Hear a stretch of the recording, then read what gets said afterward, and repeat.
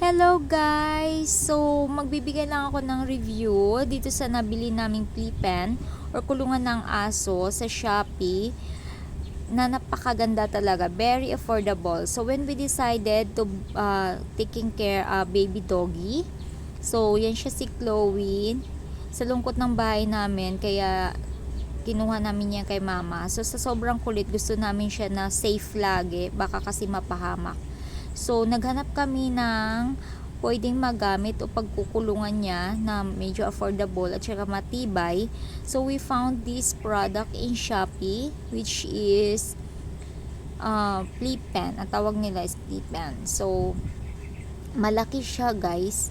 We bought this for only 1,300 plus shipping fee. Metal talaga siya na makapal. Ayan siya. Tapos, ina-assemble lang siya. So, napakadali niya lang i-assemble kasi, meron siyang parang metal din na pangtusok lang sa gitna. Parang ganun lang siya.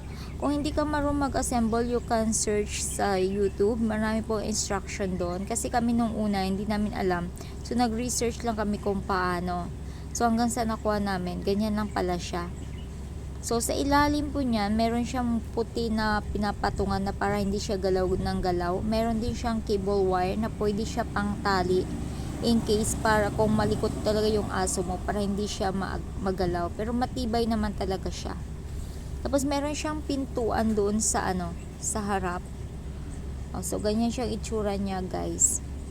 Nassemble lang ng partner ko. Malaki siya sa loob. Pwede siguro sa mahigaan din na isang baby o bata.